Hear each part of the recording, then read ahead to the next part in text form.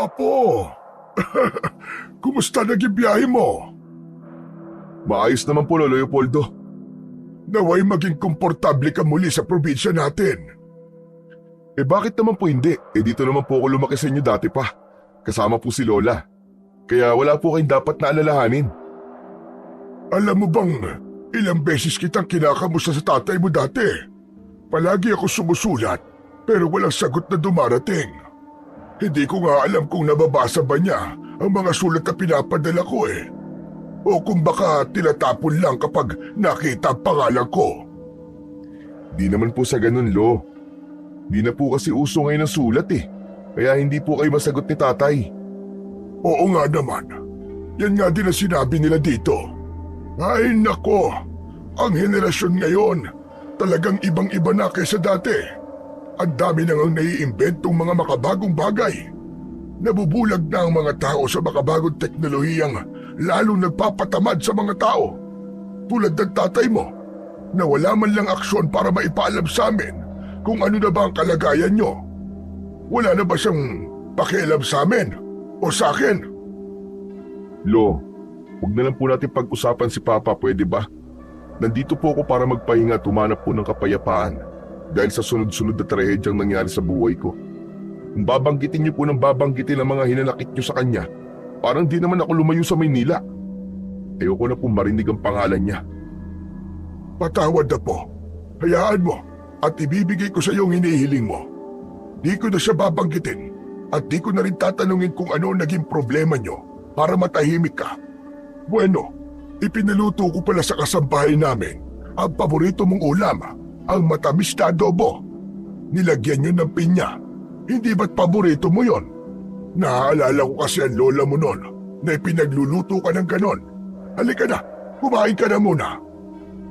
Mamaya na lang po siguro, Lo. Nasaan po pala si Lola? Nasa taas po ba? Ako na po ang tatawag sa kanya para sabay-sabay na po tayong kakain. Lola! Lola! Halika na po! Baba ka na, kain na po tayo! Apo, huwag mo nang tawagin. Matagal nang wala ang lola mo. Namatay siya noong nakaraang taon lang.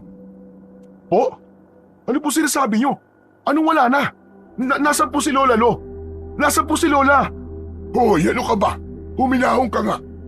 Ako ang hinihingal sa iyo Paikot-ikot ka dyan. Wala na ang lola mo. Namatay siya noong nakaraang taon. At maski ikutin mo pa ang buong bahay ko, hindi mo siya makikita. Imposible naman po, Lolo. Nakita ko siya kanina nung pagdating ko, nakatanaw siya doon sa may bintana. Kumakaway pa nga po sa akin Imposibleng makita mo siya. Nagsasabi ako ng totoo.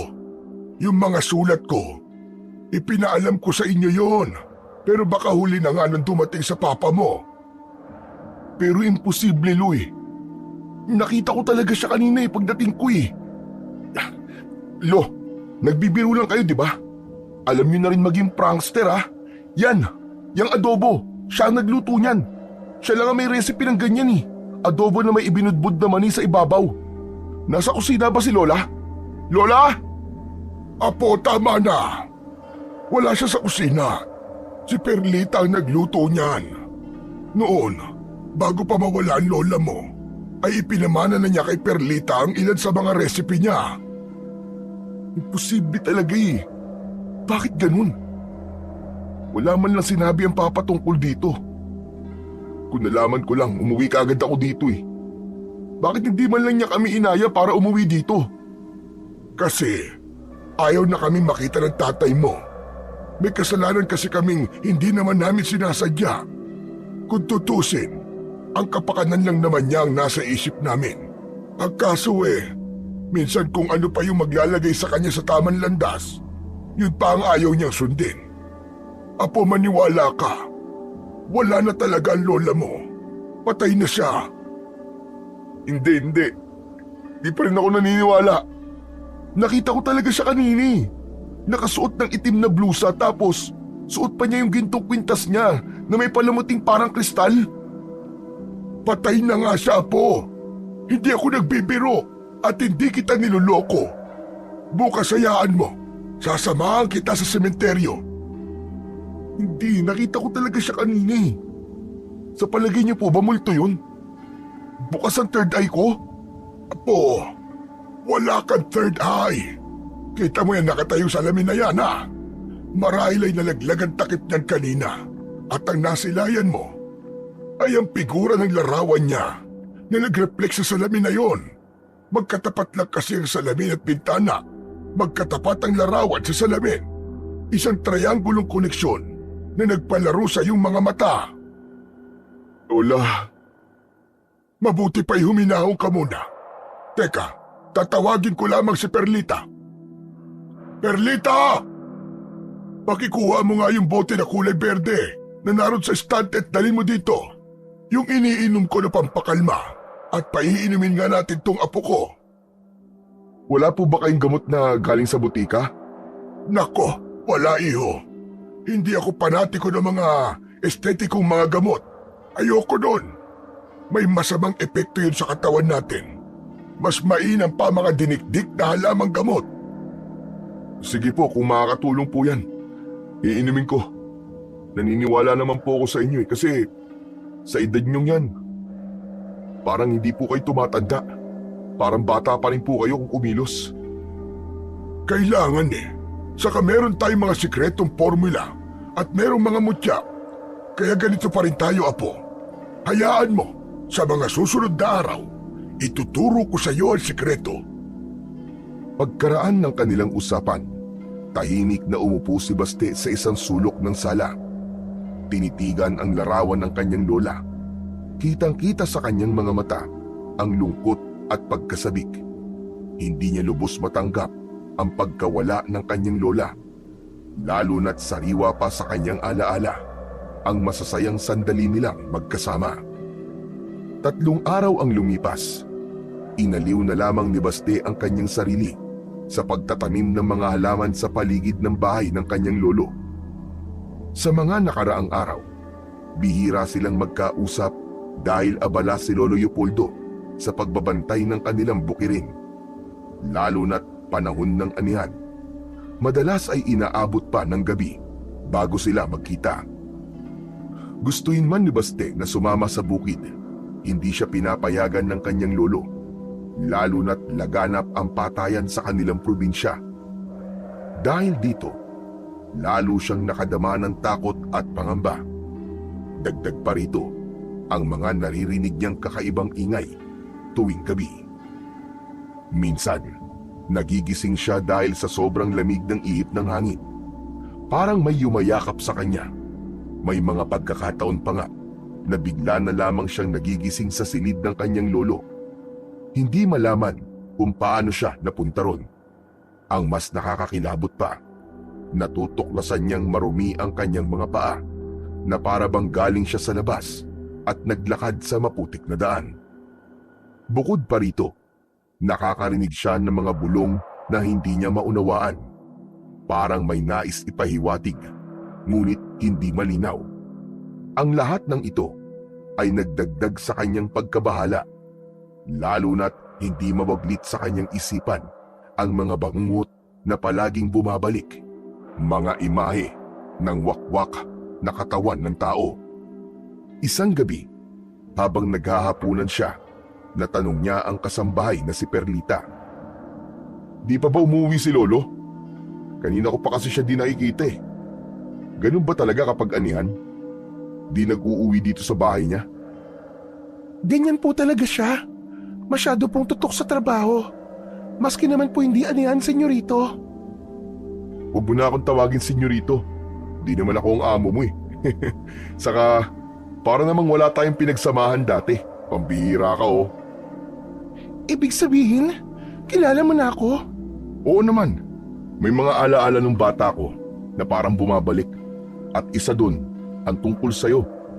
Ikaw yung pinangakuan ko ng kasal nung mga bata pa tayo, di ba? Umuulan nun, pero may araw. Di ba nagbibiruan pa nga tayo nun na may ikinakasal na tikbalang tapos lumuhod ako sa harap mo at hiningi ang kamay mo? Nakangiti ka nun. Yan yung ngiti mo nun. Di ba umoo ka? Ano bang pinagsasasabi mo? Ngayon alam ko na. Kaya pala ang pakla ng pakikitungo mo sa akin buhat nang dumating ako. Kaya pala hindi mo ako kinakausap kahit kinukulit kita. Kaya pala minsan ay hindi mo ako matitigan sa mga mata kahit naghihintay lang naman ako na tumingin ka. Kaya pala kahit bagot na bagot ako rito, hinahayaan mo lang ako. Kasi nagtatampo ka sa akin dahil di ka agad kita naalala, no? Medyo nagtatampo nga ako. Pero hayaan mo na yun. Bata pa naman kasi tayo nun eh. Saka naiintindihan ko naman kung makalimutan mo ko. Kasi alam ko madami magagandang babae sa lungsod. Di naman, parehas lang. Uy, pero seryoso ah. Nakalimutan nga kita. Buti na lang, naalala ko habang tinititigan kita kanina. Naalala ko yung pangit mong muka. Kaya nga, beban tawagan natin nun kasi mukha kang kabibe, di ba? Aba, at ako pa naging pangit ha? Ang kapal ng mukha mo. Ikaw nga dyan eh, mukha kang bunot. Saka, sino ba sa atin na mas matino? Ikaw nga, grade 2 ka na, may dala-dala ka pang beberon. Hindi naman sa akin yun eh. Sus, lokohin mo lelang mo. Paano ko lulukuhin eh, patay na nga. Ay, naku, sorry. Sumalangit na wangin yung kaluluwa, senyora. Hala ka, mumultuin ka nun mamayang gabi. Hindi naman multo ang kinakatakutan sa baryong to eh. Kaya, maski magpakita ang senyora, hindi ako matatakot sa kanya. Anong ibig mo sabihin? May mga aswang kasi rito. Hindi pa ba sinasabi sa ng lolo mo? May mga nawawalang tao na rin. Minsan eh, natatagpuan na lang sa gubat. Wakwak ang katawan at wala nang laman loob. Tulad sa mga panaginip ko. Totoo ba yung mga sinasabi mo sa akin? Bakit? Mukha ba ako nagbibiro? Kaya nga, huwag kang lalabas ng gabi ha. Dahil delikado. Delikado, pero si Lolo palagi nasa labas. Wala naman kasing dapat na alalahanin ng lolo mo. Marami sila sa bukid na nagtatrabaho. Saka magaling na antingero at albularyo ang lolo mo. Wala kang dapat na ipag-alala sa kanya. Siya nga pala. Paano ka nakapasok kina Lolo bilang kasambahay? Siguro, sinadya mo no? Kasi iniintay mo na makabalik ako. Ang kapal naman nito. Kaya ako naging kasambahay ng lolo mo ay dahil kay inay. Tinutulungan din kasi ako ng mga lolo at lola mo noon sa pag-aaral ko. Ang kaso hindi talaga kinaya ng utak ko. Kaya tumigil na lang ako sa pag-aaral at namasukan ako sa kanila bilang kapalit ni inay. Nasaan ang nanay mo? Patay na rin. Ah, sorry. Ayos lang. Nagkasakit kasi siya. Sabi nila cancer daw. Pero sabi ni lolo noon, binabantayan ng aswang ang nanay ko. Hindi na naagapan kasi yung kinakasama ng nanay ko noon, hindi naniniwala kay lolo. Ayaw niyang ipagamot sa albularyo. Wala akong magawa noon. Kaya siya ang nasunod. Kaya yun, namatay ang nanay ko. Abay walang yan naman pala talaga yung naging asawa ng nanay mo eh. Kaya nga panay ang pakiusap namin nun ni nanay. So, hindi pumayag ang hayop. Ay nako, wag na nga natin siyang pag-usapan. Bumabalik lang sa akin ang lahat. O ka na, sumabay ka na lang sa akin kumain. Nakakalungkot kumain mag-isa eh. Sigurado ka ba? Sa bagay, kanina pa rin ako nagugutom eh. O sige na, umupo ka na dyan. Kumain ka na. Eh yung lolo ko, kumusta naman siya nung namatay si Lola? Malungkot syempre, pero palaban sa buhay ang lolo mo. Bukod sa bukid, halos inilalaan niya ang lahat ng oras niya sa paggawa ng mga potion na gawa sa halamang gamot. Kita mo naman diba, yung mga estante na punong-puno ng mga botelya? Buti na sabi mo yan. May balak na nga akong linisin ng mga yun eh. Naku, pag nagkataon pala malalagot pa ako kay Lolo kapag ginawa akong bagay na yun. Malalagot ka talaga kapag pinakialaman mo mga gamit niya. Eh yung suot ni Lola na kwintas sa larawan, nandito pa ba? Oo, nandito pa. Nasa silid ng mga ribulto. Silid ng ribulto? Hanggang ngayon, meron pa rin yun? Alam mo bang kinatatakutan ko ang silid na yun nandito? Nakakatakot naman kasi ang daming malalaking ribulto tapos nung minsan napasok ako doon, alam mo ba kung ano nangyari? Parang gumagalaw yung mga ribulto tapos masasama ang tingin sa akin. Ano ka ba? Imahinasyon mo lang yun. Sa bagay, bata pa kasi ako nun eh. Pero alam mo ba, na mula nung bumalik ako dito, may mga masasama ulit akong bangungot tapos tuwing gabi, lalo na sa madaling araw. May mga naririnig akong kaluskos at nagbubulungan. Sa palagay mo, galing kaya ang ingay na yun dun sa silid ng mga ribulto? Naririnig ko rin sila. Pero payo ng lolo mo na wag na lang daw ako mag-iingay. Pabayaan ko na lang daw ang mga kaluskos na yon. Maging ang mga sumisitsit sa gabi, di ko na pinakikialaman. At baka ako pa ang mapahamak. Talaga? Naririnig mo rin sila? Oo nga, pero hindi ko na lang pinapansin. Nawawala din naman yung pagpaparamdam nila eh. Matagal na ba nangyayari to sa bahay ni Lolo? Kapag ikaw lang ang natitira? Hindi. Nagsimula lang ito nung dumating ka. Ano? Seryoso ko. Nagsimula lang lahat ng mga kakaibang kaluskos na yun nung dumating ka. Imposible namang may kinalaman sa akin to. Nasa kwarto lang naman ako tsaka... Teka, hindi kaya si Lolo may gawa ng mga kakaibang ingay na yun kapag gabi? Hindi ko lang alam. Pero bakit naman siya gagawa ng ganun? Ano yun? Para takutin tayo? Imposible naman. Napaisip ang binata sa sinabing yun ni Perlita. Ang lolo, noon ba ganyan din siya? Na halos hindi na umuwi dito kapag may gawain sa bukid? Hindi naman. Kaya nga nagtataka rin ako minsan eh. Saka alam mo ba, na may nakikita ako mga bitbit niya na hindi naman sa bukid dinadala. Mga gamit niya sa panggagamot at mga pangontra sa aswang. Hindi talaga siya sa bukid nagpupunta. Baka may kinalaman to sa sinasabi mo kanina na may mga sumasalakay na aswang dito sa baryo. Pwedeng oo, pwede namang hindi. Pero alam mo Baste, mabuti pa, kausapin mo na ang lolo mo. Humingi ka ng oras sa kanya. Di ba matanda na rin siya? Di mo masasabi ang panahon. Baka bigla na lang siya mawala sa'yo. Tama ka, Perlita. Malaki ang punto mo. Kailangan ko na siguro siyang kausapin. Gusto ko sanang sabihing magpahinga na muna siya para naman magkaroon kami ng oras sa isa't isa. Tama ka dyan, Baste. Huwag mo nang ipagpabukas. Alam mo namang mabilis ang takbo ng panahon. Mahirap na magsisi sa huli. Oo, pero ang hirap din kasi. Ilang beses ko nang hinintay magkausap kami, pero lagi ako nauunahan ng antok. Pag uwi niya galing sa bukid, halos pagod na rin siya. Kaya nga, kung may pagkakataon ka kahit saglit lang, subukan mo na. Hindi naman kailangan na mahabang usapan eh. Basta iparamdam mo lang na mahalaga siya sa'yo. Salamat, Perlita. Susubukan ko mamaya kapag umuwi na siya. Sana, magkausap kami kahit sandali lang. Ay naman pala eh. Sige na Baste, huwag mo nang palampasin. Kapag nandyan na siya, lapitan mo kagad. Mauuna na ako sa taas ha. Magpapahinga na ako. Tandaan mo yung bili ni Lolo ha. Huwag kang lalabas ng bahay o kung sino man sa atin. Oo, sige na. Magpahinga ka na. Usap na lang tayo sa susunod. Salamat ha. Naging magaan ang mga sumunod na araw ni Baste. Lalo na't palagi na silang magkasama ni Perlita. Ang dati niyang lungkot ay napalitan ng saya dahil sa presensya ng kababata. Napupuno ng tawanan ang bawat sulok ng bahay tuwing nagkwekwentuhan sila o nag-aasaran habang kumakain. Ang dati niyang tahimik na mga araw ay napalitan ng masiglang sandali kasama ang dalaga.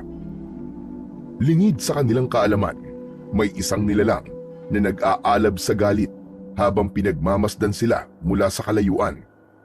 Tahimik itong nagmamatsyag, parang hayop na naghihintay ng tamang oras upang umatake. Ang bawat tawanan nila ay siya namang ikinakaalboroto ng taong yon na parang naiinggit sa kanilang kasiyahan. Habang masaya silang kumakain at nagkwekwentuhan sa kusina, biglang may narinig silang malakas na kalabog mula sa ikalawang palapag ng bahay. Kasunod nito, ang tunog ng isang nabasag na bahay na nagpatigil sa kanilang tawanan. Narinig mo ba yun? Oo, parang sa taas ng galing. Ano kaya yung Baste? Parang may nabasag eh. Tara, Tignan natin.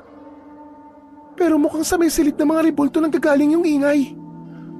Bakit, may problema ba? Bawal akong pumasok doon, Basti.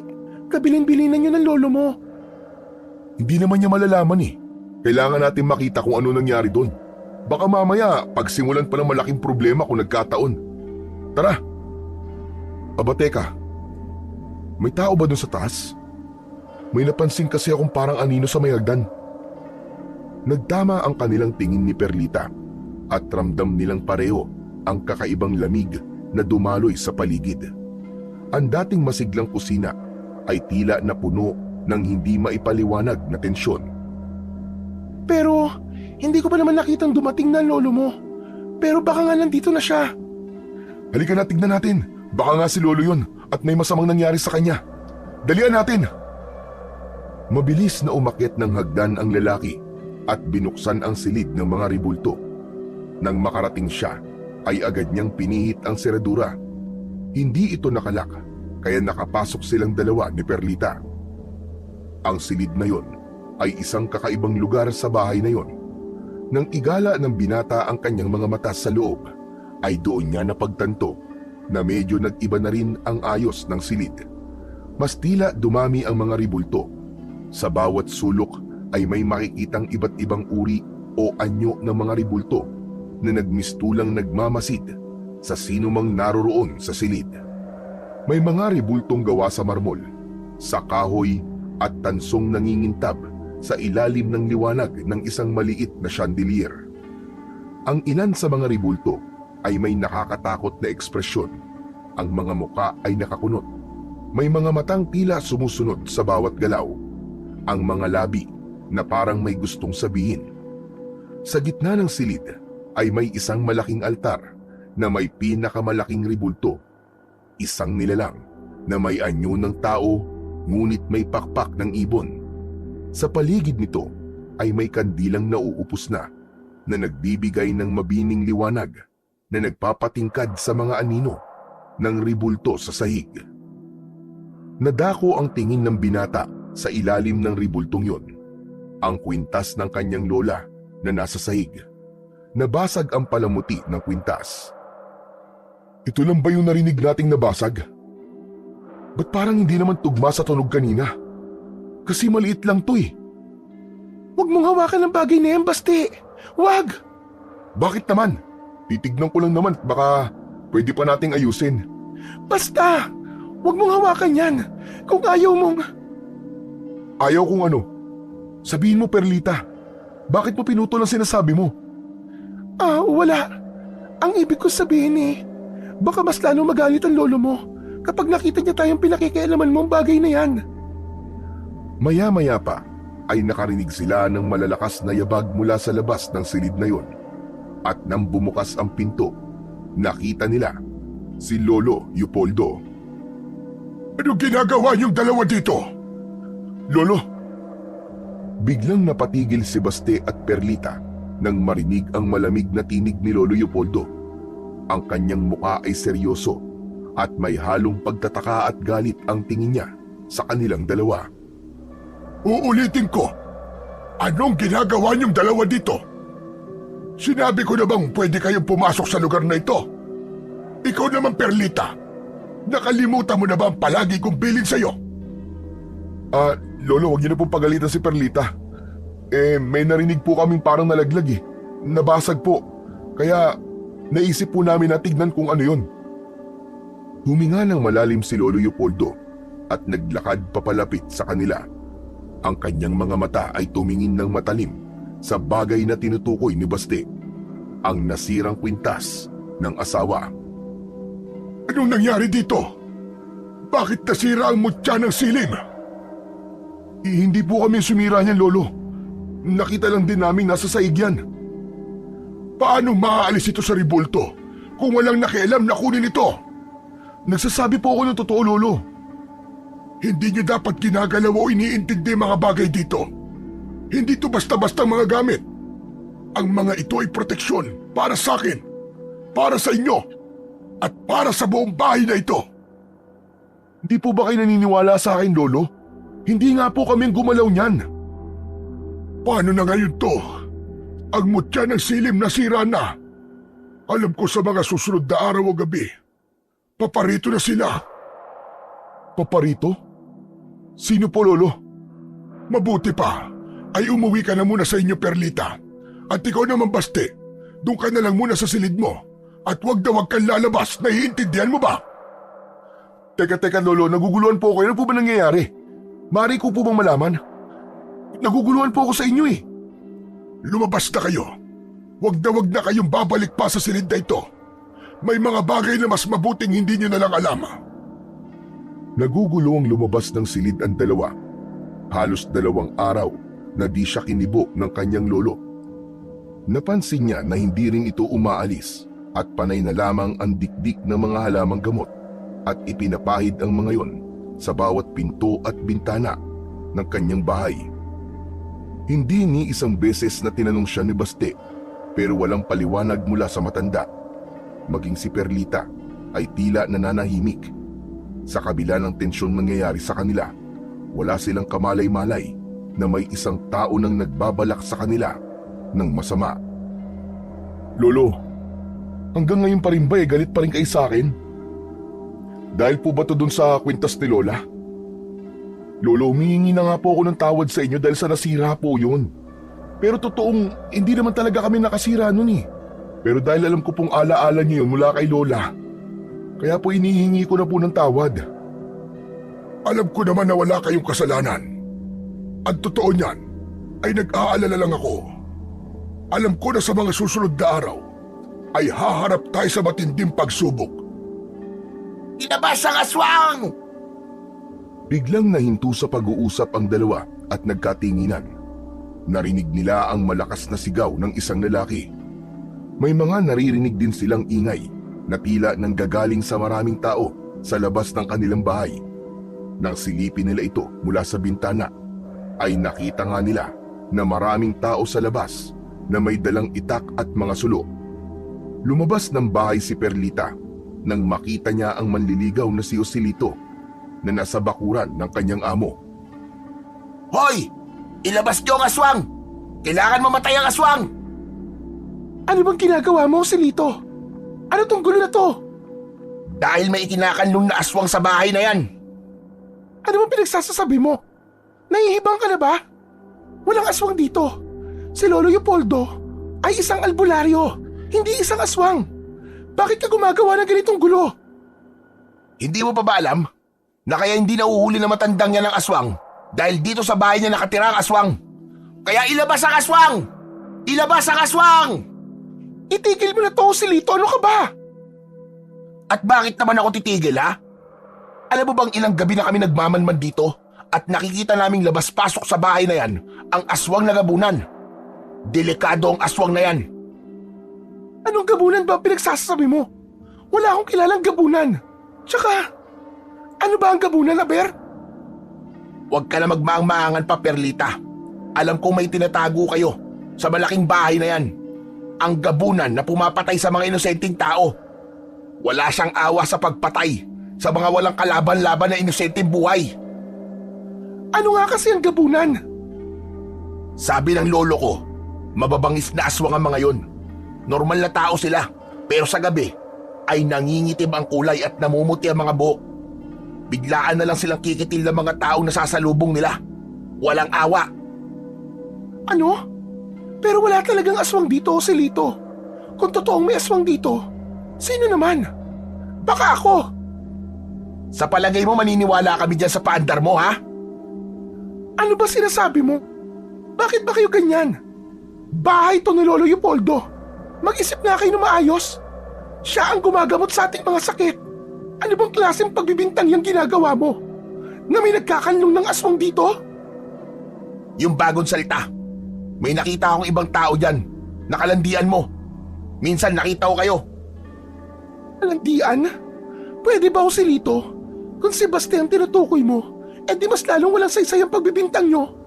Galing sa Maynila yung tao. Hindi siya isang aswang. Kita nyo na? Kita nyo na mga kasama? May bagong salita nga.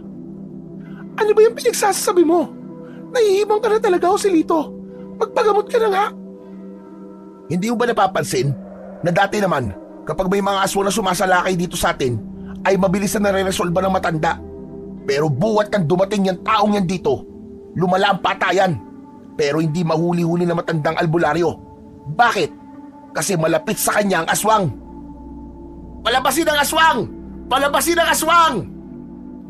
Ang mga tao na sumama sa pagsugod na yon ay nagsigawan at sinasabihang palabasin ng aswang. Dahil sa mga narinig na sinabi ni Joselito ay mas nag-init ang tensyon sa paligid. Galit na galit sila kay Baste at halos sumpain ang buong katauhan nito maski di pa naman nila nakikita. Sinubukang pigilan ni Perlita ang mga ito pero sadyang matigas ang mga yon at buo na ang loob nilang paslangin ang aswang. Mabilis na bumalik sa loob ng bahay ang babae. Samantala, sa loob ng bahay, isang matinding bili naman ang iniwan ng matanda bago pa ito lumabas upang kausapin ang mga tao. Dito ka lang. Huwag na huwag kang lalabas. Naaamoy ko na sila. Marami silang nagbabalat kayo sa labas. Po? Sinong sila? Teka Lo, gulong-gulo na talaga ako eh. Ano po ba talaga nangyayari? Bakit sila nagkakagulo sa labas? Narinig mo naman, di ba? Pinaghihinalaan ka nilang aswang sa baryo na to. Ano? Ako aswang? Nagpapatawa ba sila? Grabe naman. Ako na nga ang ginagambala ng mga yan tapos ako aswang? Hanggang dito ba naman ay susundan ako ng mga yan? Anong ibig mo sabihin? Dahil silang pumatay kay Papa. Ano? Patay na ang papa mo? Opo, pinatay siya ng aswang. Alam niyo po bang may aswang sa Maynila? At walang awa niyang pinagpapapatay. Una mga kapitbahay namin, tapos mga kaibigan ko. Tapos si Papa. Lumayo ako doon bago pa masaksiyan ko ang unti-unting pagkaubos sa mga taong mahalaga sa akin. Kung ganun, ay nangyayari na nga. Nangyayari po ang alin, Lolo? Ipapaliwanag ko sa ibang araw, Apo. Wala na tayong oras. Kailangan mo magtago sa kanila. Ako ang haharap sa mga taong yan. Anong magtatago? Bakit ako magtatago? Kailangan mo magtago dahil basag na ang mutya ng silim. Ano ba kasing mutya na yun, Lolo? Proteksyon yun laban sa mga aswang para hindi ka na sana nila maamoy. Para di nila malaman na narito ka. At proteksyon para hindi sila makapasok sa aking bakuran. Pero wala na ang mutya, nasira na. Saka na lang tayo mag-usap. Sige na, lumayo ka na muna. Tumakas ka na muna. Tara na, Baste. Hindi nagbibiro ang mga taong nasa labas. Teka, ano ba nangyayari, Lolo? Ipaliwanag niyo po muna itong lahat sa akin. Yung mga tao sa labas, ang iba doon, hindi karaniwang mga tao lang. Naaamoy ko masansang nilang amoy. Mapapahamak ka dito, Apo. Perlita, nakikiusap ako. Ilayo mo ang apo ko. Huwag mong hahayaan na mapahamak siya. Nangyayari na po, Lolo? Ito na po ba yun? Oo, tama ka. Ito na nga yun. Apo, hawakan mong librong ito. Nakapaloob dyan ang mga gamot, mga katagang pangontra, at mga paraan kung paano manggagamot. Kung sana lang ay naging mas maagap kang dumating, matutulungan pa kita. Pero kung sakali mang mawala na ako, Apo, aralin mo ang lahat ng nakapaloob dyan. Huwag mong hahayaang mamayani ang kasamaan sa mundo. Ikaw ang itinakda kong tagapagmana, Apo. Ano? Ano po ba sinasabi niyo, Lo? Ikaw na ang bahalang magpaliwanag sa kanya, Perlita. Heto ang mutya ng itim na alon. Gamitin niyo to sa pagtakas. Ang ibinigay na mutya ni Lolo Leopoldo ay isang misteryosong mutya na kung tawagin ay ang mutya ng itim na alon. Ginagamit ito ng mga antingero o may tangan ng mutya para hindi sila mapansin sa paligid. Nakikiusap ako. Tulungan mo ang apo ko, Perlita. Dangan din lamang at matagal na rin kitang naging estudyante nung narito pa ang iyong ina. Nalalaman mo na kung ano ang kakayahan ng iba't ibang mutya na pagmamayari ko. Kabilang na dito ang mutya ng silim at mutya ng itim na alon. Sige na, umalis na kayo. Umalis na kayo! Pero Lo, bakit kailangan niyo pa po silang harapin? Sumama na lang po kayo sa pagtakas namin. Hindi maaari, Apo. Kailangan kong protektahan ng mga ari-arian namin ang lola mo. Hindi ko ito maaaring pabayaan na sirain nila. Isa pa, ay kailangan kong linisin ang sarili ko laban sa mga taong yan. Perlita, makinig ka. Ipangako mo sa akin na hindi mo pababayaan si Basti. Opo, nangangako po ako, Lolo Leopoldo. Halika na, Basti! Saan naman tayo pupunta? Dalin mo siya sa kapatid kong si Marcelo. Nanlaki ang mga mata nila nang marinig ang tinig ng mga nagkakagulong tao sa labas. Sige na! Bilisan nyo na, umalis na kayo! Heto na ang mutya ng itim na alon. Kailangan mo itong lunukin na po. Ito na ang tamang panahon para maging isa kayo ng mutya. At ito naman, para sa iyo, Perlita. Inumin mo ang pinagbabara ng mutya para maging kahati ka din ng kanyang kapangyarihan at makaalis kayo dito ng walang aberya. Ano po? Lulunukin? Magiging isa? Kahati? Teka, wala po ako naiintindihan, Lolo. Sige na, umalis na kayo. Mag-iingat kayo. Walang nagawa si Basti kundi ang sumama kay Perlita.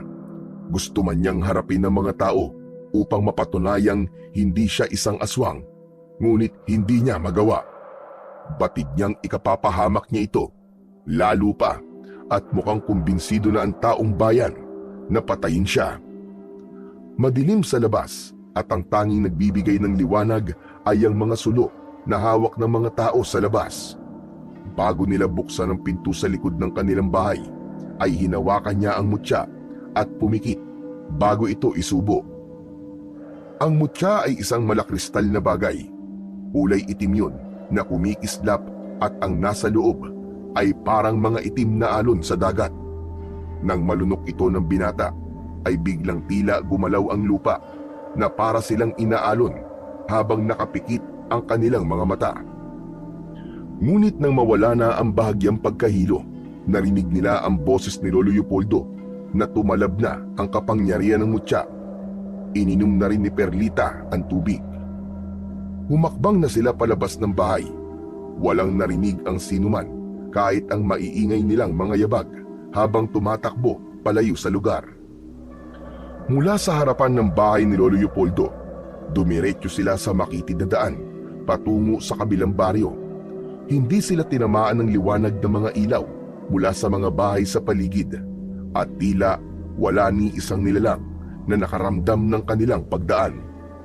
Ang kanilang destinasyon ay ang bahay ni Lolo Marcelo, nakababatang kapatid ni Lolo Leopoldo sa kabilang baryo.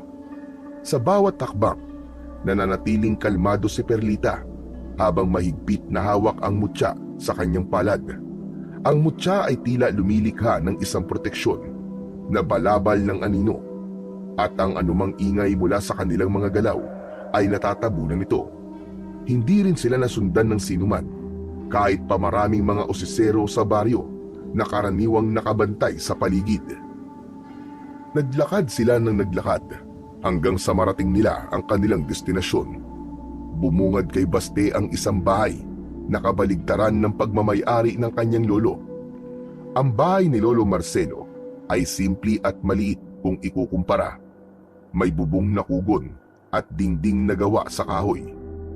Isang ilaw lang ng gasera ang tanging nagbibigay ng liwanag sa loob nito.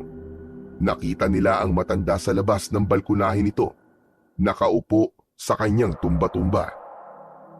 Nandito na tayo. Ipinagpag ng dalawa ang kanilang mga kamay at unti-unti ang kanilang mga anyo ay naging malinaw sa mga mata ni Lolo Marcelo. Perlita! Aba, ano't naririto ka? Sino yung kasama mo? Pinapunta po kami dito ng kapatid mo si Lolo Leopoldo. Sabi niya, magiging ligtas kami dito at ang apo niya. Siya po si Baste. Baste! Ang bata nga. Siya nga po. Halina, halina! Pumasok kayo sa loob at baka mamaya may nakasunod sa inyo. Sige po, salamat po. Hindi ko alam na may kapatid pala si Lolo Leopoldo. Ako nga ang bunso niyang kapatid. Pero bakit hindi ko man lang po kayo nakilala nung bata pa ako? nung nasa poder pa po ako ng lolo. Nagkakilala na tayo noon.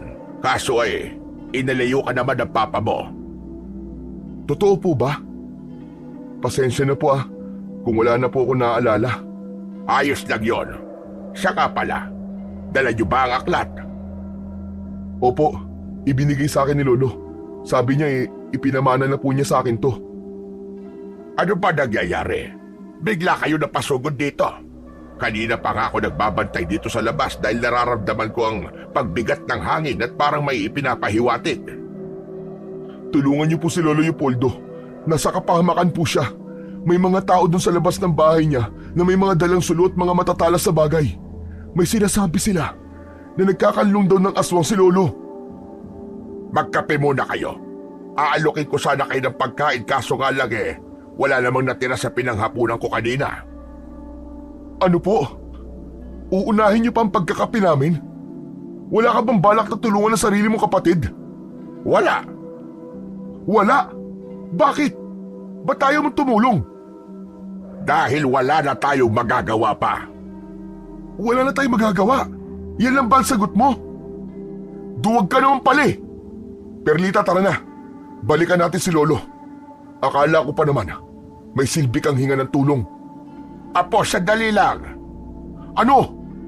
Kung ayaw mong tumulong, bala ka. Mas mabuti pang gamitin namin ang libro kaysa umasa sa'yo. Perlita, tignan mo na lang kung may kapangyarihang pwedeng gamitin doon. Huwag. Hindi na kayo pwedeng bumalik. Wala na ang lolo mo, Baste. Nabasag na ang harang sa bahay nyo. Sa mga sandaling ito, nasusunog na ang lahat. Ang kapatid ko, maging ang bahay nyo, tuluyan ng naabo. Ano? Hindi. Hindi. Hindi totoo sinasabi mo. Imposible yan. Hindi mo ba alam kung gaano siya kalakas? Hindi siya basta-basta magpapatalo. Baste, nakita mo rin kung gaano kagalit ang mga tao kanina. Hindi na nila alintana ang kahit na anong sagabal. Hindi na nila iginalang ang kahit na anumang sagrado. Sila'y gutom sa paghihiganti. Ang aswang nagabunan. Napakarami na nitong kinitil na buhay. Maraming pamilya ang naulila. Kaya kahit gaano kasakit, hindi mo sila masisisi. Apo, nararamdaman ko lahat ng nangyayari sa kapatid ko. Pero sa ngayon, wala na. Wala nang hininga niya. Ang presensya niya, tuluyan ang naglaho. Wala na siya, Baste. Tanggapin mo na ang katotohanan. Wala lang natira kundi abo. Napahinto si Baste. Nanlalamig ang kanyang katawan at hindi niya magawang magsalita. Ang dibdib niya'y parang pinipiga at ang buong pagkatao niya ay binalot ng matinding kirot at galit. Napayuko si Perlita habang tahimik na pumapatak ang kanyang luha. Ang tanging magagawa natin ngayon ay protektahan ang mga bagay na iniwan niya, Apo. Ito na lang ang naiwan ng iyong Lolo Leopoldo.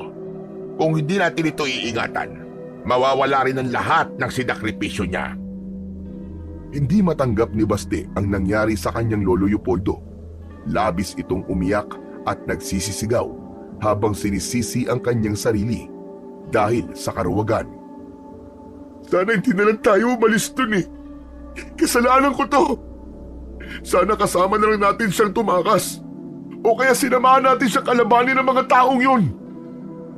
Nagsinungaling si Lolo Marcelo upang iligtas si Baste mula sa mga aswang.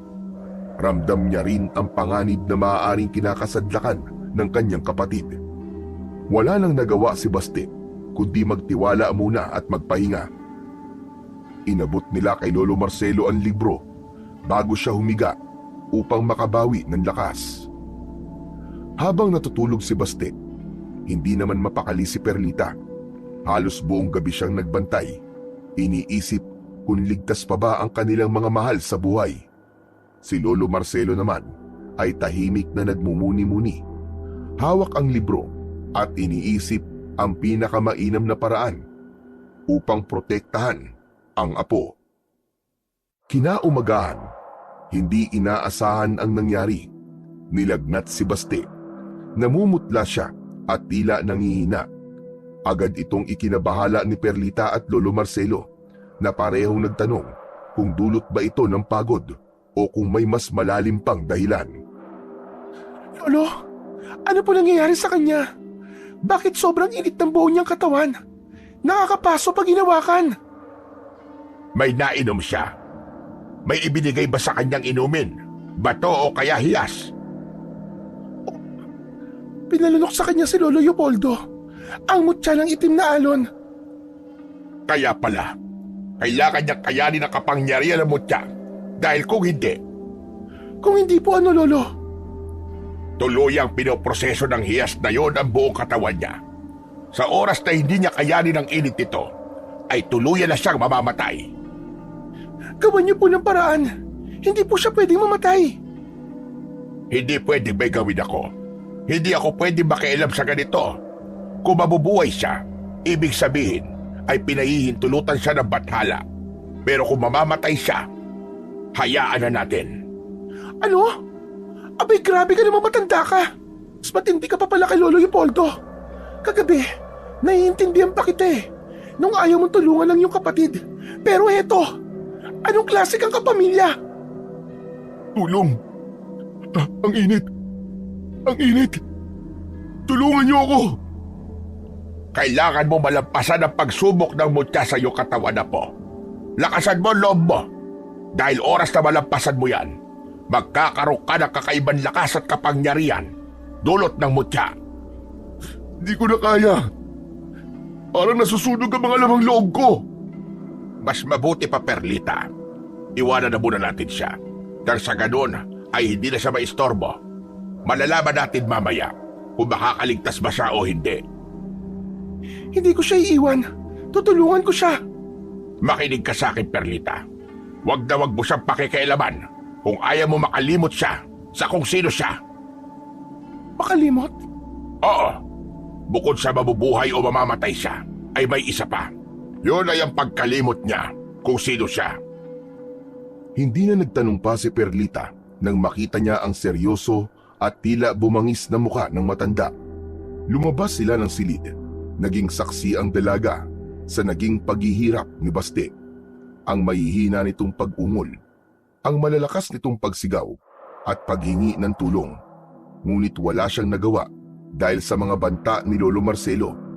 Nagtiwala na lamang siya sa matanda at pikit mata at takiptengan na lang siya sa nakikita at naririnig.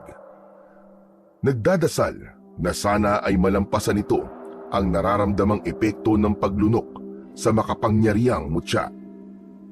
Halos 3 araw din silang naghantay hanggang sa isang umaga, nagising sila na wala na silang naririnig na anumang ingay.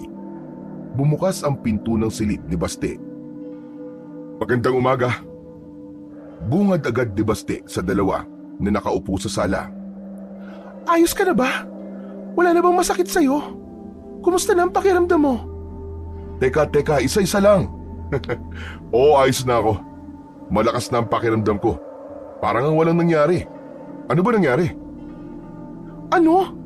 Wala ka natatandaan sa mga nangyari sa'yo? Yung mga sakit, yung sigaw, yung mga ungol mo. Ha? Meron bang ganun? Wala akong maalala eh. Kundi yung napakahabang panaginip ko. Paano nangyari yun, Lolo Marcelo? Bakit wala siyang maalala? Talagang hindi niya yun matatandaan. Yan yung sinasabi ko na dapat ay huwag natin siyang papakialaman dahil ang kapalaran na niya ang magtatakda kung mamamatay ba siya o hindi. Mamamatay? Wala naman ako matanda na nangyaring ganyan ah. Basta na naginip lang ako. Isang mahabang panaginip. Mahabang panaginip? Alam mo bang, nasa silid ka na yan na halos 3 araw? Nagsisisigaw ka na parang nasusunog. Ano? 3 araw? Teka, hindi naman yata totoo yan. Parang isang saglit lang ako natulog ah. Totoo, Baste. Bago kami umalis sa silid mo, para ka nilalagnat. Tapos sinasabi mo na para ka nasusunog. Ano ba na panaginipan mo? Wala akong naramdaman ni kaunting kirot. Para bang naglalakad lang ako sa dilim. Tapos biglang may liwanag na dumating. Doon ko nakita ang isang lalaking nakatayo sa gitna ng mga naglalagablab na apoy. Anong nakita mo? Hindi ko po alam kung sino siya eh. Pero parang kilala ko. Nakasuot siya ng puting balabal na may itim na alon na gumagalaw sa gilid nito. Sabi niya, hindi pa ito ang tamang panahon. Tapos yun, bigla na lang ako nagising. Parang kakaiba ang panaginip mo, Baste. Baka may koneksyon yan sa mutya.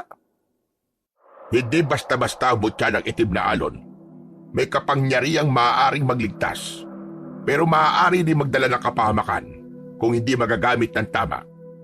Pero dahil nakaligtas ka at buhay ka, nakikiusap ako kung ano man ang ibinigay na kapangyarihan sa iyo ng mutya, gamitin mo lang yan sa kabutihan.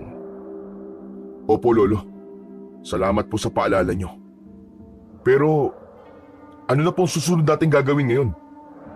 Maghintay, mag-ipon ng lakas. Ang mga gabunan ay hindi titigil hanggat hindi nila na isa sa katuparan ang kanilang layunin. Kailangan maging handa tayo sa susunod nilang hakbang. Tama si Lolo Baste. Ang mahalaga, ligtas tayo ngayon. Pero dapat nating alamin kung ano ang talagang nangyayari at paano natin matutulungan ang iba. Kung ganun, magpapalakas ako. Tama yan, Apo. Pero sa ngayon, magpapahinga ka pa.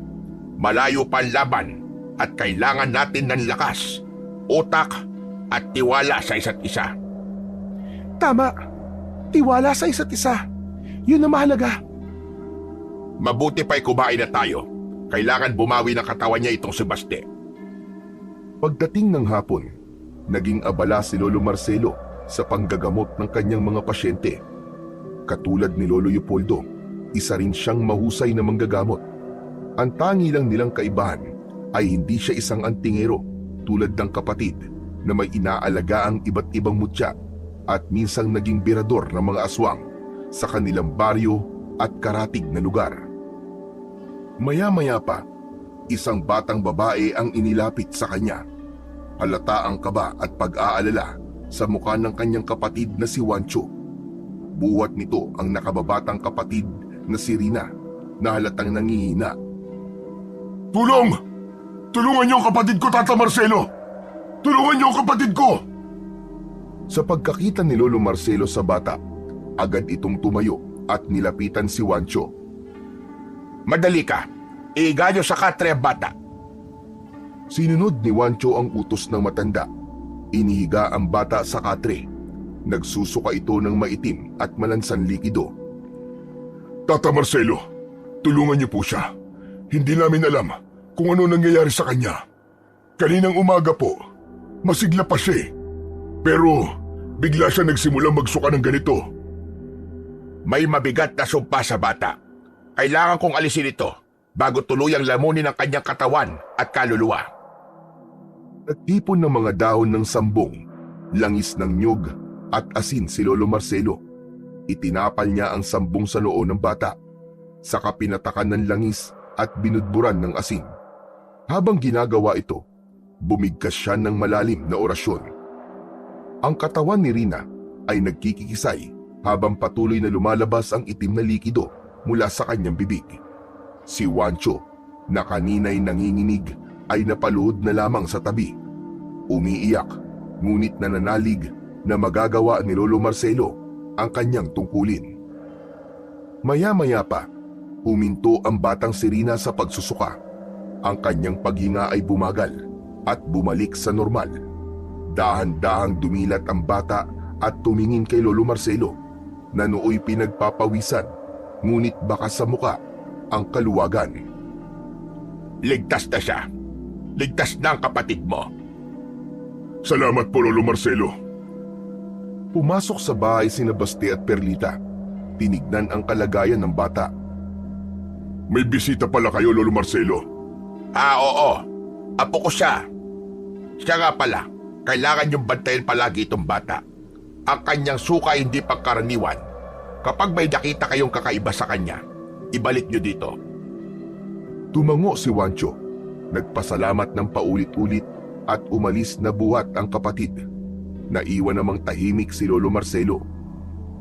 Pagdating ng hapunan, ay hindi maiwasang muling maramdaman ni Baste ang kanyang lungkot nang maisip niya ang kanyang Lolo Leopoldo. Lolo Marcelo, gusto ko sanang bisitahin si Lolo Leopoldo. Kahit maalayan man lang siya natin ng konting dasal. Hindi ka na pwedeng pumunta doon, iho. Tiyak na inaabangan ka na ng mga masasamang aswang. Masasamang aswang? Bakit, may mabait po bang aswang? Nagkatinginan sina Perlita at Lolo Marcelo. Oo naman. Meron pang grupo ng mga mabubuting aswang. Parang tao lang din sila. May masasama at may mabubuti. Hindi ako naniniwalang may mabubuting aswang. Dahil sa kanila nagsimula ang mga paghihirap ko. Pinatay nila ang mga kaibigan ko. Pinatay nila ang papa ko. Kaya kesyo mabait sila o masama, papatayin ko sila. Bibigyan ko ng hustisya ang lahat ng mga naging biktima nila. Walang lugar ang mga demonyong katulad nila dito sa mundo.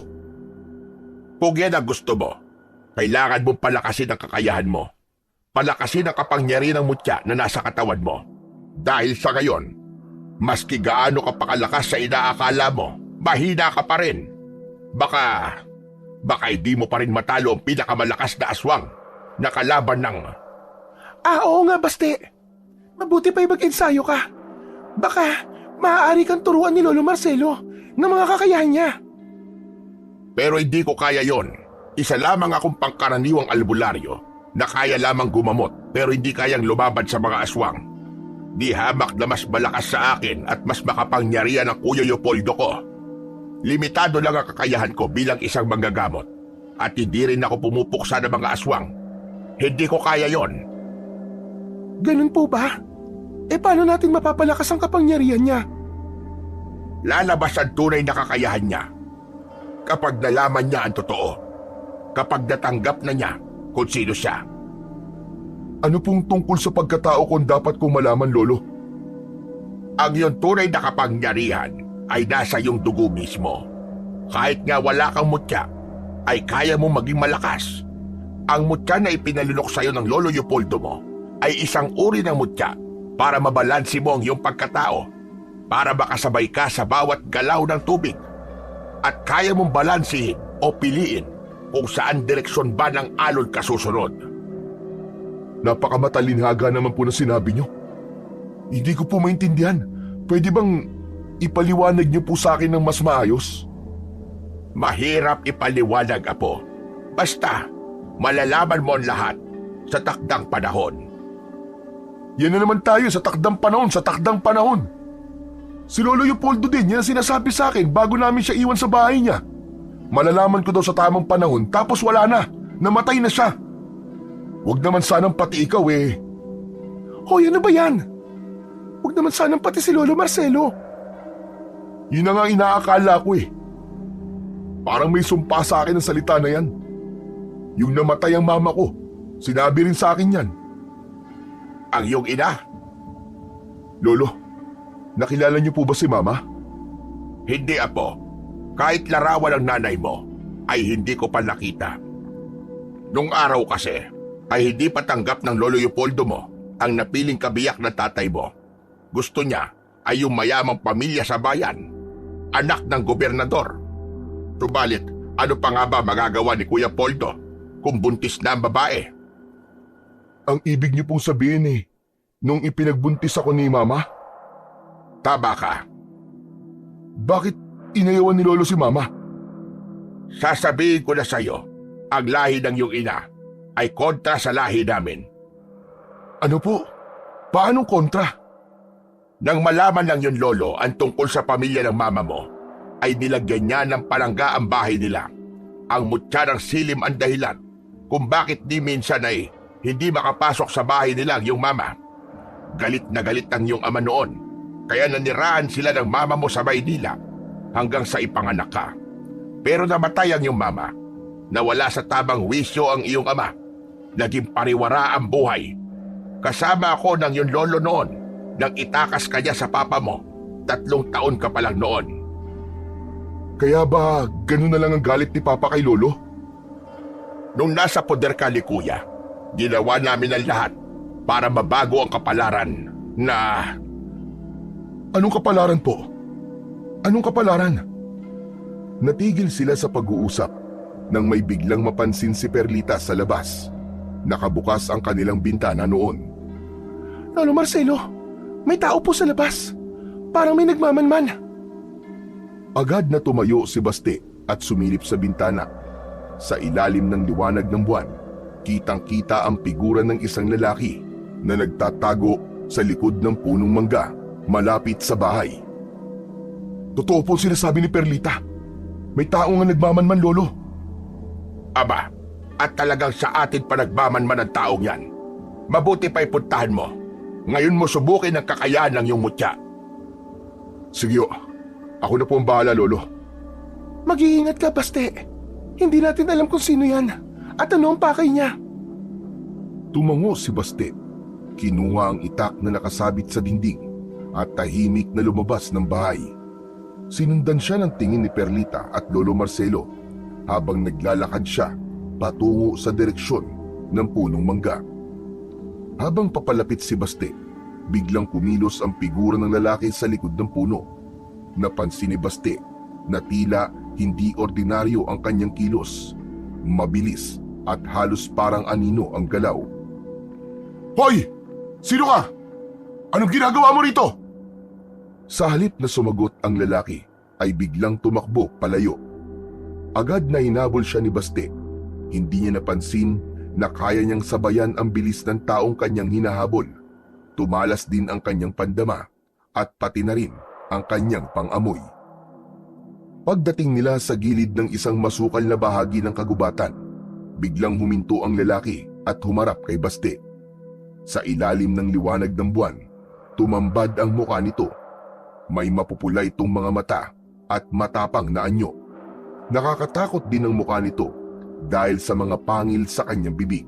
Ang itsura ng halimaw na yon ay tulad sa mga napapanaginipan niya tuwing gabi. Ikaw ang nagmamanman sa amin. Sino ka? Anong gusto mo? Biglang ngumiti ang lalaki, ngunit ang ngiti puno ng panunuya.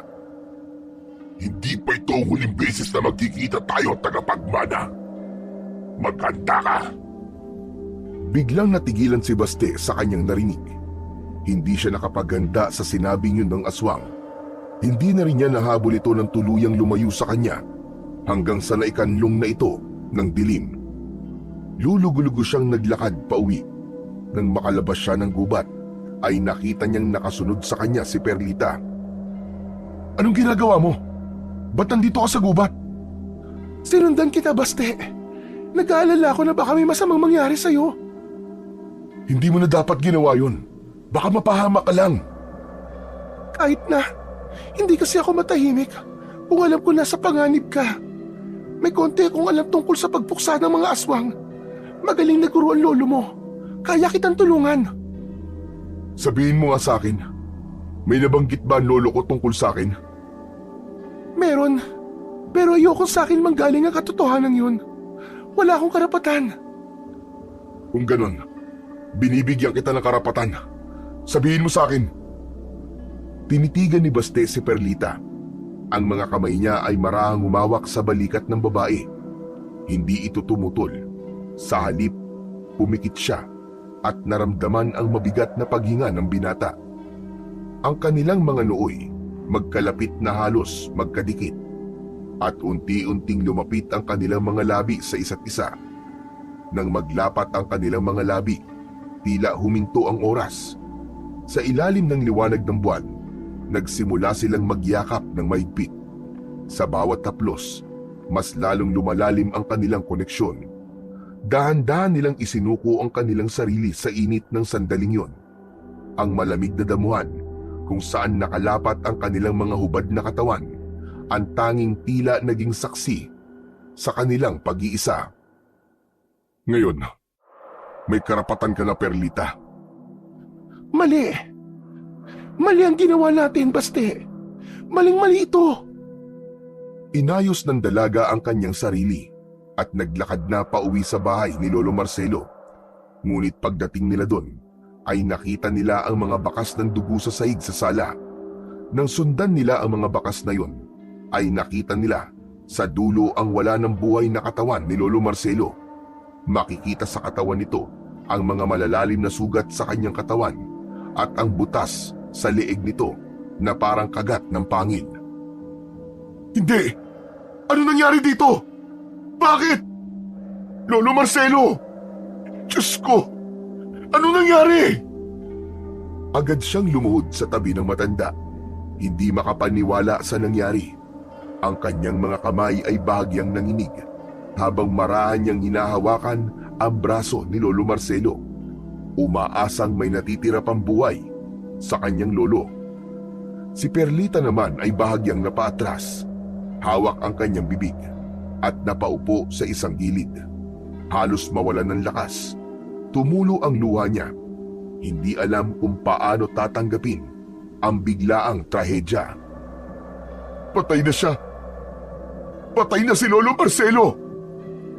Mas lalong lumakas ang hagulgol ni Perlita sa kanyang nalaman. Diyos ko! Wala na bang katapusan ng lahat ng ito?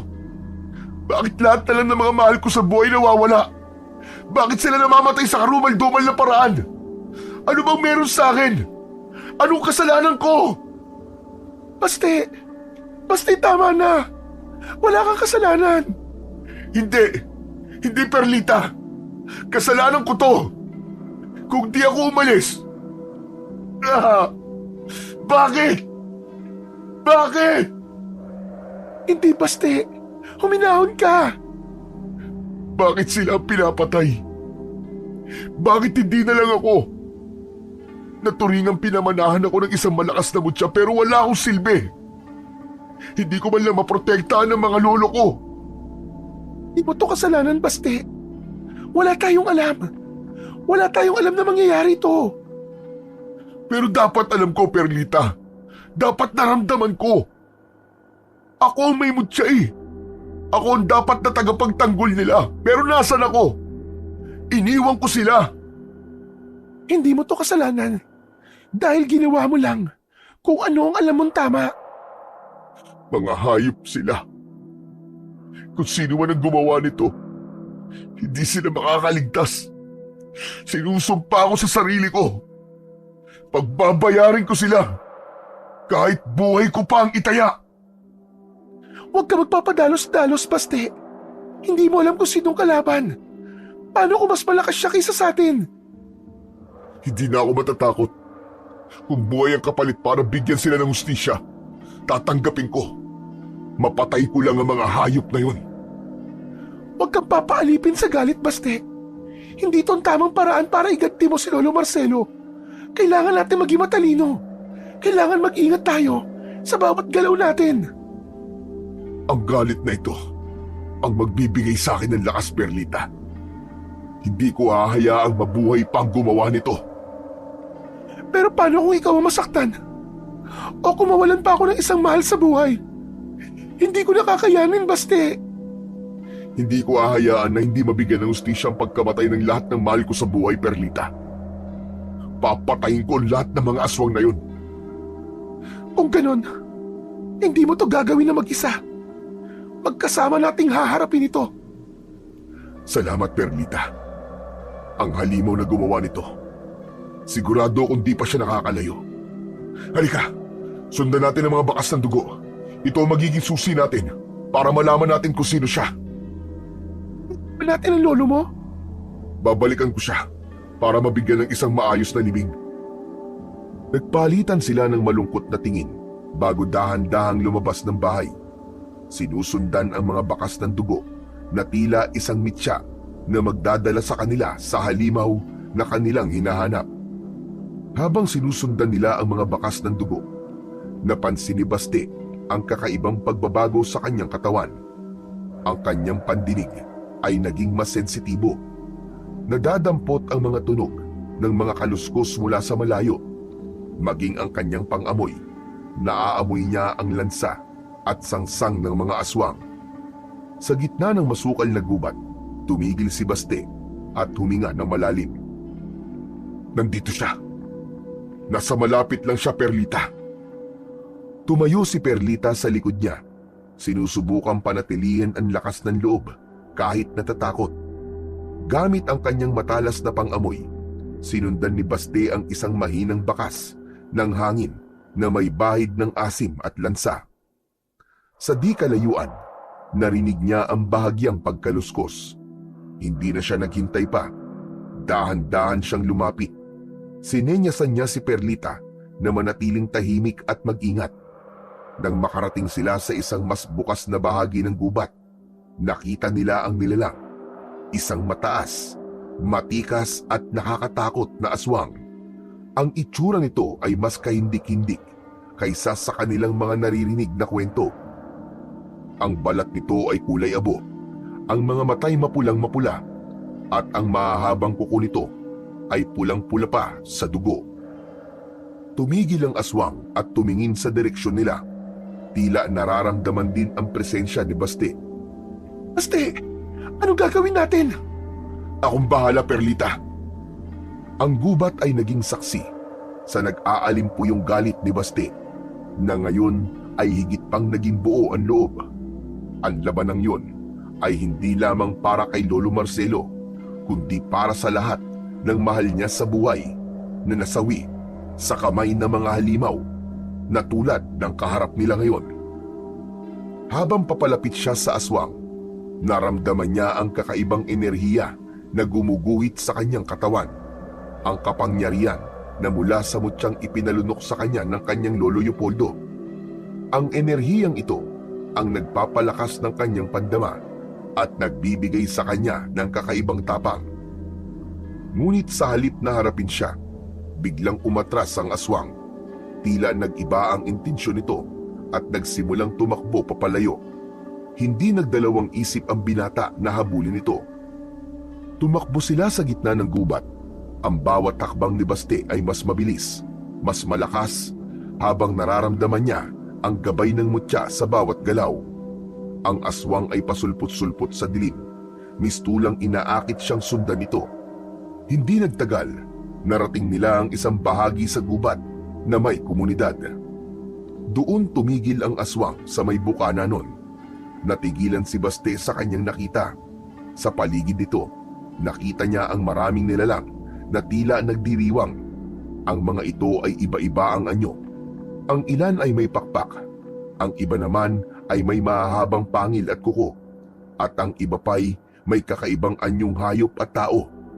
May mga mesa at pagkaing nakalatag, ngunit ang mga ito'y hindi pangkaraniwang pagkain. Ang mga nakalagay ay mga bahagi ng hayop na sariwa pa. Napagtanto niya na mga sandaling yon ay dinala siya ng nilalang na yon sa isang komunidad ng mga aswang. Sa gitna ng kasiyahan, napansin nila ang presensya ni Basti. Isa-isang tumigil ang mga nilalang. Unti-unting napalitan ang ingay ng katahimikan. Ang aswang na kanyang hinahabol ay biglang tumakbo palayo sa lugar na yon. Sa sandaling yon, naramdaman ng binata ang nag-aapoy na pakiramdam, hindi dahil sa takot, kundi sa galit para sa mga nilalang na yon. Hindi siya sigurado kung kaya niyang labanan ang mga yon, pero alam niya sa kanyang sarili na hindi siya maaaring umatras. Ang kanyang mga kamao, pakiramdam niya ay naging sintigas ng bakal, at ang kanyang mga mata sa paningin ng mga aswang ay tila naglalagablab na apoy. Ramdam nila ang lakas na taglay ng binata. Ngunit dahil isa itong estrangherong naligaw sa kanilang komunidad, isang banta ang tingin nila dito. Pakiramdam nila ay kailangan nilang ipagtanggol ang kanilang lugar at mga kalahi. Nagsimula silang maglakad papalapit kay Basti hanggang sa may sumigaw at inutos nito na sumugod na ang iba. Sa unang pag-atake ng isang aswang, umiwas si Basti ng mabilis. Ang kanyang pandama ay napakatalas at tila nalalaman niya ang bawat galaw ng kanyang mga kalaban bago pa man sila makalapit. Sinuntok niya ang aswang gamit lamang ang lakas. Tumilapon ito at sumubsob sa lupa. Ganon din ang nangyari sa iba pang aswang. Ang bawat suntok at sipa niya ay nagtataglay ng sumpa para sa tulad nilang mga aswang. Samantala, si Perlita na nagtatago sa likuran ng isang puno ay hindi nakapagpigil. Bagamat takot, kumuha siya ng matigas na sanga at lumabas upang tumulong. Tinamaan niya ang isang aswang na malapit ng sumugod kay Basti, ngunit hindi ito sapat upang pabagsakin ang nilalang. Bumaling ang aswang kay Perlita. Umalis ka dyan, Perlita! Mabilis na tumakbo ang binata palapit sa babae. Tumalon siya patungo sa dalaga at sa isang mabilis na paggalaw ay tumalsik ang aswang. Ngunit ang laban ay hindi pa natatapos. Marami pang aswang ang nagkatipon sa harap ng dalawa. Grabe! Napakarami nilang talaga! Paano natin matatalo ang lahat ng mga aswang na yan? Katapusan na ba natin? Hindi, huwag ka magsalita ng ganyan. Lalabanan ko sila sa abot ng aking makakaya. Ngunit biglang tumigil sa pag-atake ang mga aswang at tumingin sa isang direksyon. Isang matandang aswang ang lumabas. Nanlaki ang mga mata ni Basti. Alam niyang ito ang leader ng grupo, ang pinakamalakas sa kanila. Nararamdaman niya ang bigat ng presensya nito, ngunit hindi siya natinag. Tama na! Walang sino man sa inyo ang gagalaw! Ang kanyang boses ay nag-i-echo sa paligid. Puno ng otoridad. Lumingon ng mga aswang at tila nagulat sa presensya ni Osilito. Ganon din ang naging gulat ni Perlita nang makita ang masugid niyang manliligaw. Anong ginagawa mo dito, Osilito? Bakit nandito ka? Teka, huwag mong sabihin. Oo, tama ka. Isa nga ako sa kanila. Ano? Isa ka sa kanila? Ang kapal naman pala talaga ng mukha mong hayop ka. Ikaw ang unang umusga kay Baste at nagpasimuno ng pagpaslang kay Lolo Leopoldo. Tapos, kinailangan kong gawin yon para bumalik sa amin ang aming tagapagligtas. Ano? Tagapagligtas? Anong tagapagligtas? Papatayin ko kayong mga hayop kayo. Hindi niyo ako magiging bayani. Isinusumpa ko yan! Makinig ka. Ako ang aswang na hinabol mo sa gubat. Ikaw ang pumatay sa Lolo Marcelo ko. Wala akong kinalaman sa pagkamatay ng Lolo Marcelo mo. Hindi namin siya kalaban, kaya walang dahilan para paslangin ang kagaya niya. walang dahilan? Seryoso ka ba? Isa kang halimaw, Osilito. Isa kang traidor.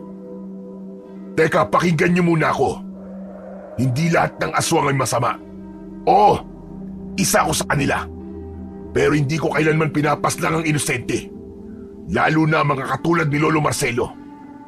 May mga grupo sa amin na naniniwala sa kapayapaan. Ngunit may iba na sumusuway. Sila ang tunay na mga halimaw. Hindi ka pumapatay ng mga inosente? Anong ginawa ng grupo mo kay Lolo Leopoldo? Marami nang napatay na kagaya namin ng matandang yon. Kaya mo siya pinatay, ganun ba? Mga demonyo kayo. Pagbabayaran niyo na malaki ang ginawa niyo sa kanila. Papatayin ko kayong lahat! Tumigil ka! Hindi mo kailanman nanaisin na patayin ang iyong mga kalahi. Anong sinasabi mo? Anong kalahi? Ang matandang aswang na nakita mo. Siya ang aming pinuno. Siya ang iyong lolo. Hindi. Imposible. Wala sa lahi ko ang pagiging aswang. Wala sa dugo ko maging aswang. Matagal ka ng aswang, Baste. Isinilang kang katulad namin. Ang mama mo ay isang aswang. Hindi. Hindi. Hindi totoo ang mga sinasabi mo. Walang katotohanan yan. Inibig ng tatay mo ang anak ng aming hari. Kaya nga siya inayawan ng lolo mo. Dahil sa dugong nananalaytay, sa dugo ng aming prinsesa. Mga lahi tayo ng gabunan. Mga malalakas na aswang. Sinungaling ka. Sinungaling. Mula ako sa lahi ng mga albularyo. At kung aswang ako, dapat sana hindi ako nakapasok sa bahay ng Lolo Leopoldo ko. Dahil may mga pananggalang laban sa aswang ang bahay niya. Nakakapasok ka sa kanila dahil may dugo ka rin ng pagiging albularyo. Nangingibabaw ang dugo ng pagiging albularyo o aswang mo. Depende kung sino ang iyong mga kasama o kaharap. Ang mga katulad niyo ay walang awa. Kayo ang pumatay sa mga kaibigan ko, sa tatay ko, at sa mga lolo ko. Masasama kayong lahat. Mga kampon kayo ni Satanas! Hindi. Diyan ka nagkakamali. Hindi kami ang pumatay sa kanila. Lalo na sa tatay at mga kaibigan mo. Ikaw, Baste. Ikaw ang pumatay sa kanila. Ha? Hindi. Hindi totoo yan. Hindi totoo yan. Hindi ako pumatay sa kanila. Hindi pa patay ang Lolo Leopoldo mo. Nung sinasalakay na ang bahay ng lolo mo, itinaka siya ng mga aswang. Kitang-kita ng dalawa kong mga mata kung paano nila ito inilipad mula sa nag-aapoy na bahay. Ano? Totoo ba sinasabi mo? Nasaan siya? Nasa grupo ni Wancho. Sino naman ang Wancho na yun? Palagi ako nakamanman sa inyo at alam ko na may ginagawa ng pagkilos si Wancho para sirain ka. Hindi ko akalaing dadalhin ka niya dito. Alam ko na kung ano ang plano niya. Nais niyang labanan mo ang mga aswang dito para mapatay mo ang mga kalahi mo. Isang malaking kasinungalingan yung mga sinasabi mo. Inililihis mo lang ako sa katotohanan. Tutulungan ka namin mailigtas ang Lolo Leopoldo mo sa grupo ni Wancho. Seryoso ka ba niya sa sinasabi mo? Tsaka, sino ba yung Wancho na yun? Kanina pa ako nagtatanong sa'yo, ba't tayo mo sabihin? Si Wancho, ang nakita nyo kanina, ay isang rebelde sa aming lahi. Nais niya maghari sa lahat ng mga aswang at gawing alipin ng mga tao. Ang pagkamatay ni Lolo Marcelo ay kagagawan niya. Baka niloloko ka lang niya, Baste. Yang taong yan ang traidor. Manloloko yan. Hindi ko kayo niloloko. Ginagawa ko ito para protektahan ang lahi namin at para matulungan kayo, Baste. Ikaw ang may taglay ng mutya. Ikaw ang taging makakapigil kay Wancho at sa kanyang mga plano. Kung hindi mo kami paniniwalaan, mas maraming buhay pa ang mawawala. Kung totoong sinasabi mo, paano mo mapapatunayan?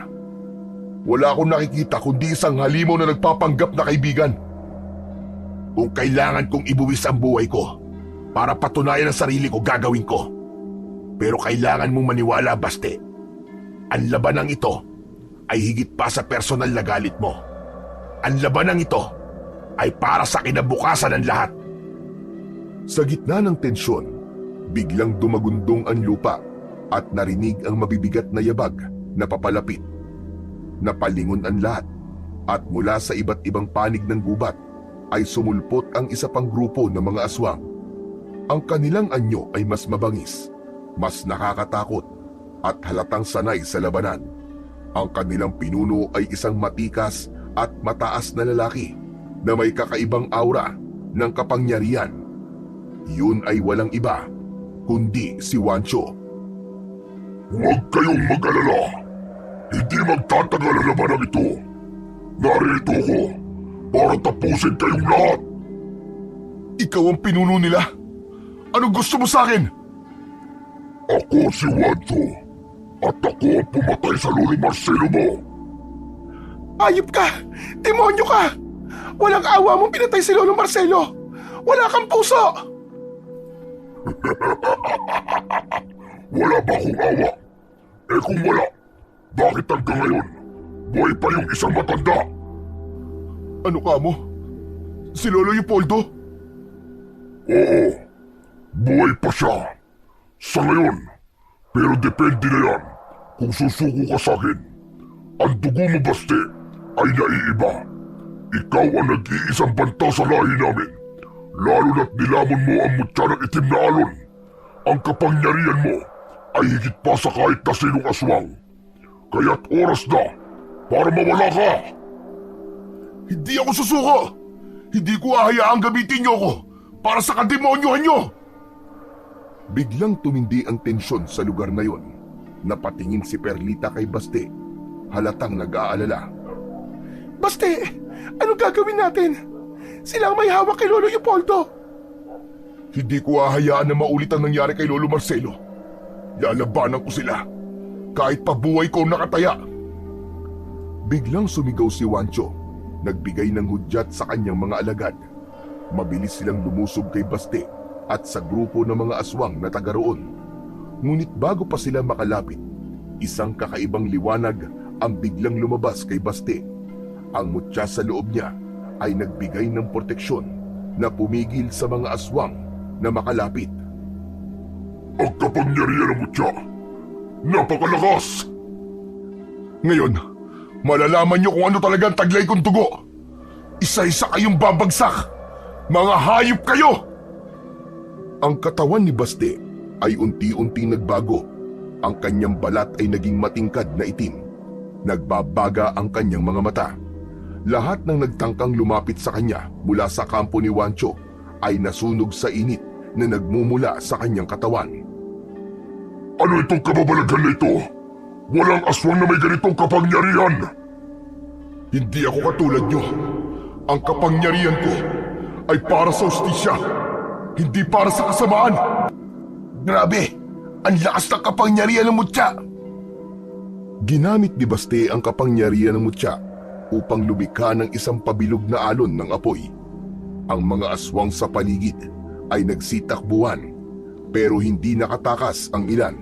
Ilamon sila ng apoy na nagmumula kay Baste hanggang sa tuluyan silang natusta at naging abo. Hindi kita uurungan! Ako ang tunay na hari ng mga aswang at wala ka magagawa upang baguhin yon! Naging mas mabangis ang anyo ni Wancho at ang mga kuko nito ay naging kasing talas na mga espada. Inatake niya si Baste ng buong lakas, ngunit bawat salakay ay nasasalubong ito ng apoy na nagmumula kay Baste. Hindi ka hari! Isa kang taksil! Pati ang sarili mong lahi! Sinisira mo! Ang labanan ni Baste at Wancho ay nagpatuloy. Lumilitaw ang pagkakaiba ng kanilang lakas. Habang si Wancho ay puno ng puot at karahasan, si Baste naman ay para sa katarungan. Sa huli, si Wancho ang natumba at nanghina. Nagdiwang ang mga aswang sa kabilang panig. Sige na! Gawin mo na! Patayin mo na ako! Hindi. Hindi makukuha ang hustisya dahil lang sa pagpatay. Pero hindi rin kita hahayaan na magpatuloy ka sa mga mali mong gawain. Ginamit ni Baste ang natitirang kapangyarihan ng mutya upang lumikha ng isang selyo na pumipigil kay Wancho mula sa paggamit ng kanyang kapangyarihan. Napilitan si Wancho na umatras dahil sa malaking kahihiyan. Tama! Tama nga! Siya ang nasa propesiya! Siya ang ating bayani! Mabuhay si Baste, mga kasama! Mabuhay ang apo ng hari! Matapos yung sabihin ni Osilito, ay agad na pumigil si Baste. Nagbago na uli ang kanyang anyo at bumalik na siya sa pagkatao. Tama na! Wala akong intensyon na maging bayani ng mga aswang. Biglang tumahimik ang paligid. Lahat ng mga aswang, kasama na si Osilito, ay nagulat at napatingin kay Baste. Ang kanilang mga ngiti ay napalitan ng pagtataka. Pero, Baste, ikaw ang nasa propesiya. Ikaw ang tagapagligtas na magdadala ng bagong pag-asa sa ating lahi. Kalimutan niyo na ang mga nangyari dito. Kayo ang nagpanalo sa laban at hindi ako. Walang Baste na naging bayani. Nagkakaintindihan ba tayo? Sana, sa pag-alis ko, magpakabuti kayo. Piliin niyo palagi ang tama. Kung nagawa ko, magagawa niyo rin. Pero, ang lolo mo, ang aming hari. Hindi ko siya kilala. Wala akong lolo na hari ng mga aswang. Halika na, Perlita. Kailangan pa nating hanapin si Lolo Leopoldo. Alam ko kung saan nila dinala ang lolo mo. Bilang kapalit sa lahat na nagawa mo, sasamahan ko kayo sa pagpunta ron. Matapos ang ilang oras na paglalakad, natagpuan na nga ng tatlo ang matanda sa kuta ni Wancho. Puno ito ng sugat at nanghihina. Lumipas ang mga araw, nang gumaling na ang matanda, ay muling ibinalik sa kanya ang libro. Sa ilalim ng gabay ng matanda, itinuro niya kay Baste ang lahat ng mga lihim ng albularyo at ang mga nilalaman ng aklat. Mga ritual, panggagamot, at mga aral na may kinalaman sa balanse ng kalikasan at kapangyarihan. Mabilis na natuto si Baste at naging isang mahusay na albularyo tulad ng sa kanyang lolo Leopoldo. Sa paglipas ng mga taon, Si Baste ay patuloy na nakakaranas ng pagkauhaw sa dugo. Isang alaala ng kanyang lahi bilang aswang. Gayunpaman, natutunan niyang kontrolin ito. Sa tuwing mararamdaman niya ang hindi mapigilang uhaw, mga hayop lamang ang kanyang pinupuntirya. Pinili niyang hindi kailanman saktan ng tao bilang panata sa kanyang mga nasumpaang prinsipyo. Nang tuluyang na maalam si Lolo Leopoldo dahil sa katandaan, isinumpa ni Baste na ipagpapatuloy ang kanyang nasimulan. Naging bantog si Baste hindi lamang sa kanilang lugar, kundi sa buong probinsya. Kasama niya sa panggagamot ang kanyang asawa na si Perlita. Nakilala siya bilang isang mahusay at maawain na albularyo. Ginamit niya ang kanyang karunungan hindi lamang para sa pagpapagaling ng sakit, kundi para ipakalat ang mga aral ng kabutihan at pagpili ng tama sa kabila ng kahinaan.